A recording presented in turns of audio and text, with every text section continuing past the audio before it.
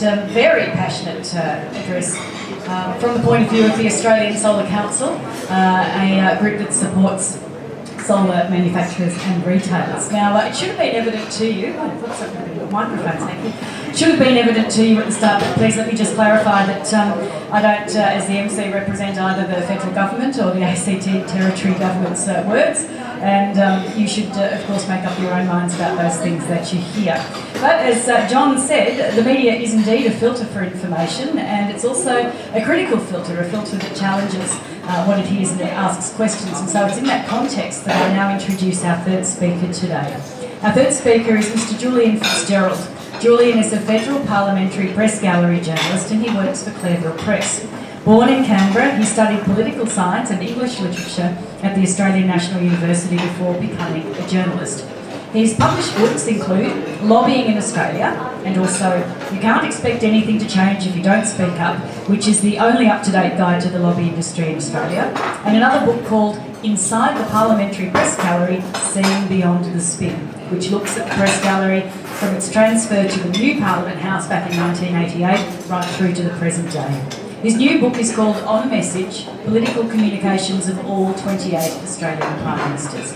So please listen now to Julian Fitzgerald, keeping in mind the two previous speakers that you've heard today, because straight after Julian, I'll be asking you for your questions. Thank you. Please welcome Julian.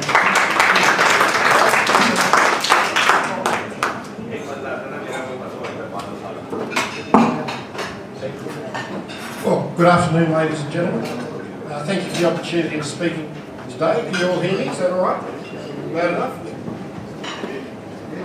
Well, thanks for that introduction, Andrea. It's been interesting joining a panel discussion today that includes an academic and a lobbyist.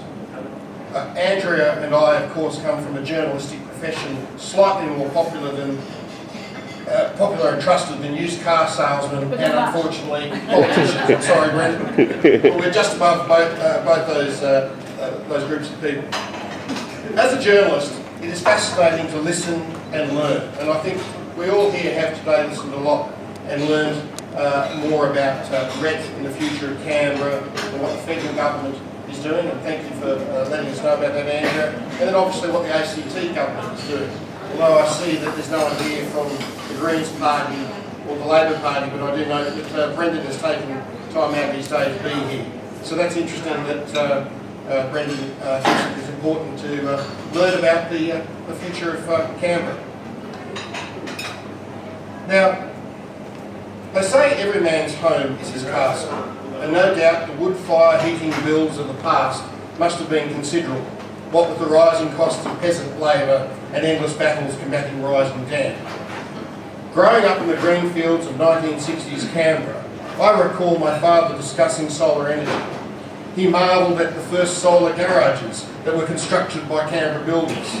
Unfortunately, they stopped their unique experiment at the doorway to the houses, and by the late 1970s, the dark, cold houses were replaced when university-educated architects designed fancy solar-oriented designs that reduced our heating costs and made winter pleasant in Canberra, even in July.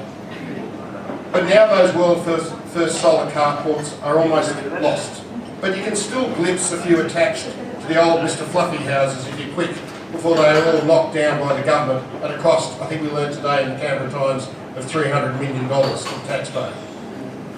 I know so little about solar energy, but I remember that 1970s television series, Logan's Run, that had a solar car that seemed very fetching at the time, that looked suspiciously like a normal petrol car covered in a few glass panels. The illusions of Hollywood. And I think we've had some interesting discussions from both our speakers about their passionate beliefs, and I'll come to it a bit later, but I think there's a few illusions in what has been said, and so hopefully as a journalist I can strip some of that away and perhaps get some more facts on the table for you. So that was then, and this is now. As I look out from my house over the rooftops of Farra, where I live with my son Patrick, I notice solar panels on most of my neighbours' roofs, which confirms some of what John was saying. And they use it for their hot water systems, their pools, and to take the benefit afforded of feeding energy tariffs and cheaper home power bills. But I would note, John, that Farra isn't in terms of the money of the suburb, it's probably middle to upper income. So it's not quite like Dubbo. That was an interesting example of what you said. And I found that quite interesting that a country town would have more solar uses than, say, the western suburbs of Sydney, or indeed the Vaucluse, as you mentioned.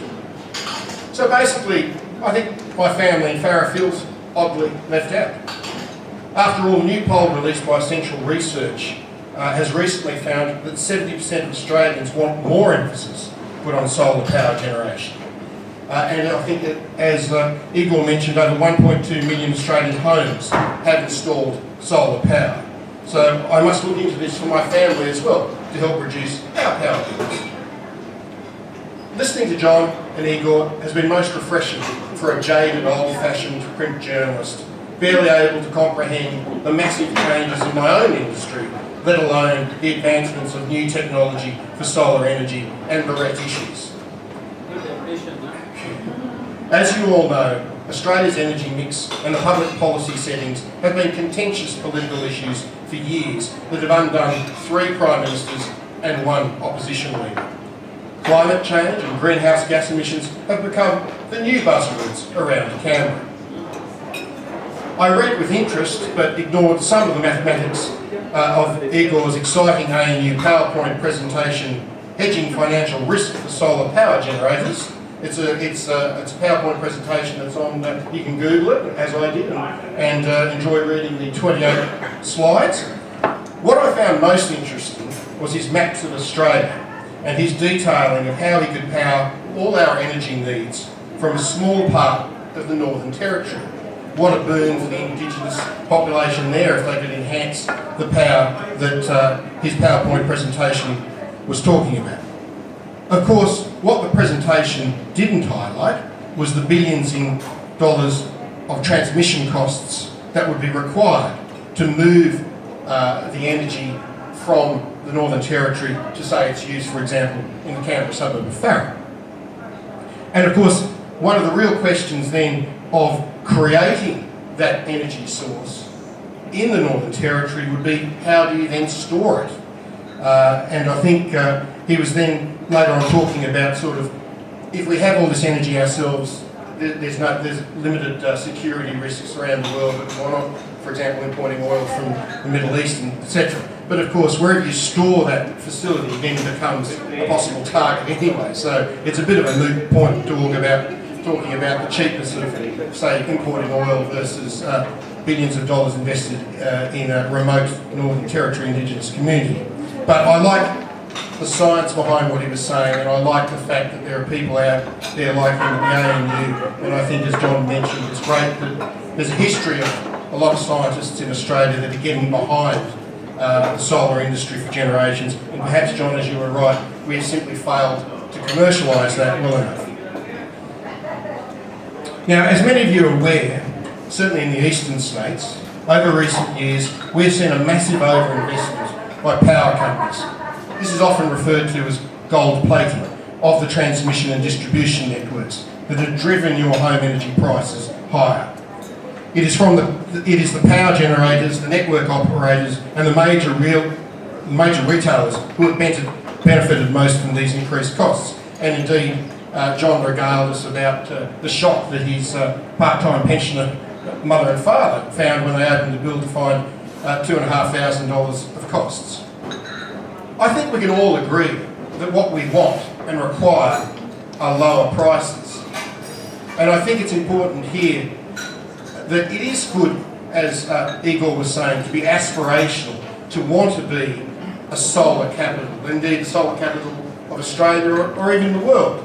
But I think another aspirational target that we could be is, why don't we try and have the cheapest energy power available in the nation? And that was sort of the elephant in the room that we seem to be talking about with our 2 previous speakers. I want to see cheap power for all. Over the last 4 or 5 years, I think we've all been equally horrified, not just John's parents, at the incessant and increasing rising costs of our power bills. It is interesting that Simon has done that litany of solar farms as you discussed, but it's a bit quirky that as all of that's happening, our costs seem to keep going through the roof when we open up our bills. And obviously, most of the speakers are talking again about the low emissions technologies that we can look at, such as wind, hydroelectric power, and geothermal energy. But at this time, unfortunately, they are more expensive. And whilst it is important to reduce emissions, I think it's still very vital that we have cheap and reliable energy for our families. Because as you know, with baseload power, and I think Igor was talking about perhaps people could change their days around, but it's still going to be at 7 a.m. and 7 p.m. for most people, and they're not going to alter their lives. And that's part of the problem that all governments of all stripes have had to deal with, trying to work out the best mechanisms for making our society works, which is still pretty much in sunlight hours after all. And people aren't seeming to move to later in the night. Likewise, I think we had John's speech was quite informative, but of course he works for the vested interest of a lobby group, the Australian Solar Council, which represents 4,500 solar businesses operating and their 18,000 workers in Australia. They are looking to secure years of taxpayer-funded industry assistance that will cost you and I billions. It was interesting, he kept referring to Tony Abbott, or aka the Prime Minister, who has, I believe, enacted many of his promises, and it's what he was required to do. He went to the people on a platform, he won a massive landslide, and in doing that, he found, obviously, that, I suppose it was no surprise to most, there was a budget emergency, and that has, unfortunately, necessitated some cuts. And unfortunately, as John was highlighting, some of them are obviously going to be public servants, and perhaps some programs that we would like but are not essential to the national interest necessarily have been looked at. Some may be cut, some may be changed, but I think on the whole there is no disagreement that we do have a rather large debt that needs to be paid down. He referred to the Prime Minister as radical, which is not a description I would normally think a journalist would call Tony Abbott, because, as we all know, he is a Conservative leader of the Liberal Party, and as a Conservative, he's more interested in maintaining the status quo rather than looking at radical change. So I think that he will do what is in the best interest of you and I, the national interest, and if that includes having a review of REC, well, so be it. It's his job. He is the Prime Minister of the day. Yes, he has asked for advice from Dick Warburton, and I think, John, you're quite right. As you are part of a vested interest, so is Dick. He hands his report that may have some essential trapdoors in there that might be a bit biased as well. I readily admit that. But that's what the Prime Minister does. All Prime Ministers through the history of the Federation have asked for advice. It's called contested advice. They will receive this advice, but ultimately they will make their decision on what is in the national interest of the nation.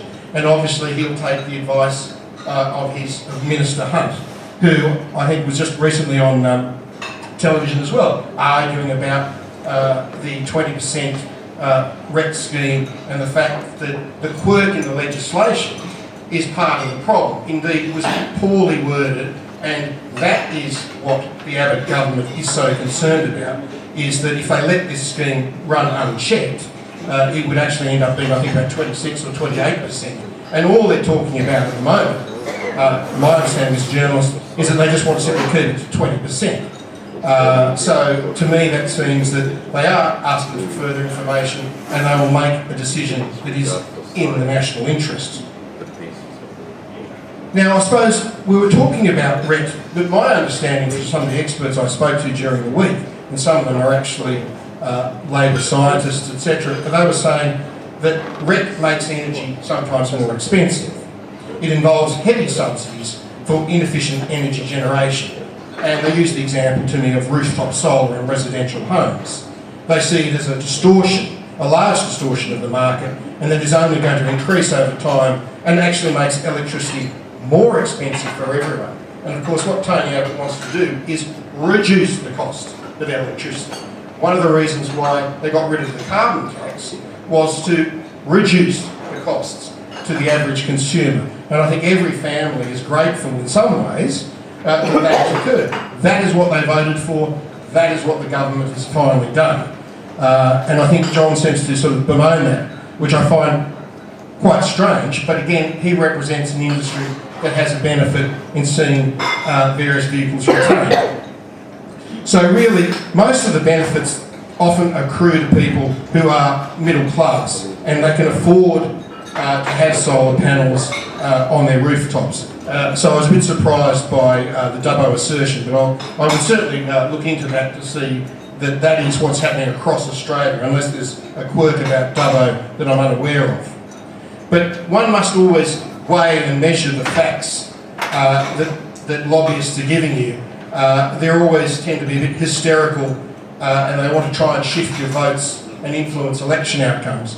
Well, all I can say, John, is good luck. It certainly won't be easy. I've been up in the press gallery since 1995. I've seen many people argue about single issues, and very often they come a cropper because people, obviously, the debates tend to move on, the election cycles tend to move on, and it'll be very interesting to see if John and his campaign succeeds, but I wish him every luck.